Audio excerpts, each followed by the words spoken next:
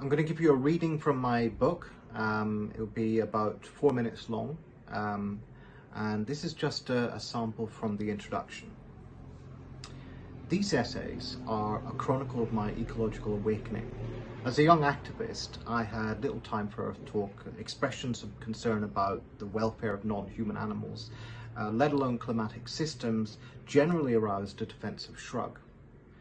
I acknowledged climate change, but while the web of life is the irreplaceable foundation for all human endeavour, I tended to treat ecology as a subsidiary concern, something for the sort of activists who, actively chose to dress badly, whereas I just defaulted to dressing badly. What was the fate of the whales compared, for example, with stopping war and ending capitalism? I had even less interest in the natural sciences. Left-wing thought tends in general to be sociocentric, with things like chemistry, paleontology, evolution, oceanography and zoology appearing, if at all, as interesting peripheries in the bibliophile's glut of history, political economy and philosophy. So I was thoroughly, cheerfully, moronically insulated from the sense of danger. Awakening came in the form of a grief catching up with me. The scene wasn't actually spectacular, just a particularly warm, clammy winter, one of the warmest on record, and there have been a lot of those lately.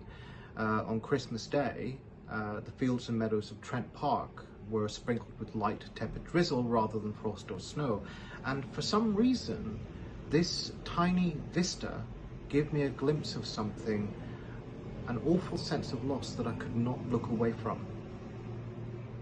In the recent annals of phenological chaos, spring coming ever earlier, polar perturbation plunging North America and Europe into deep chill in April, winter temperatures ranging from 20 to 35 degrees Celsius in US cities, a warmish winter in that context was scarcely a blip.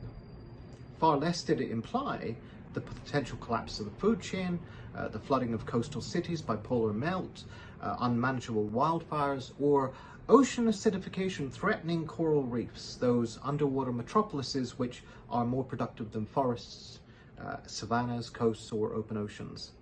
But for some reason, all this knowledge which had been pushed to the depths forced its way to the surface.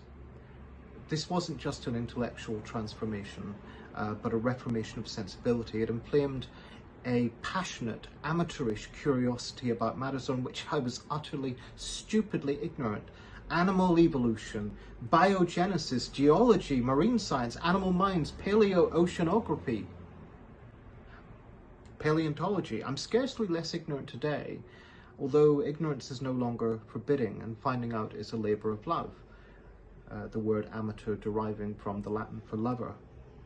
And all of this was not just a means to understand the dilemma of human beings in great peril, but a way to participate in the existence of things, as John Keats once said. So I was looking, in other words, for a planetary sensibility, an experiential frame of reference encompassing the biosphere, a space that the Russian geochemist Vladimir Vernadsky defined in his book The Biosphere as a ring perhaps measuring anything up to 83 kilometers deep, according to modern estimates, spanning the ocean floor and the upper atmosphere.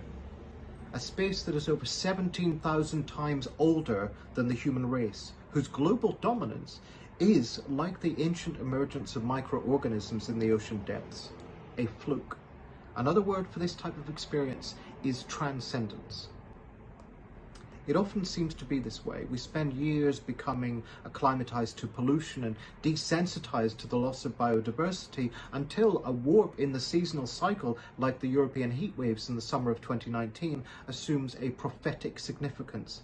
There's something about the palpable experience of climate change that is unsettling. To pun on Sigmund Freud's concept of the unheimlich, the uncanny, we could call it the untimely. The supernatural sense of being out of time, in all senses of that phrase.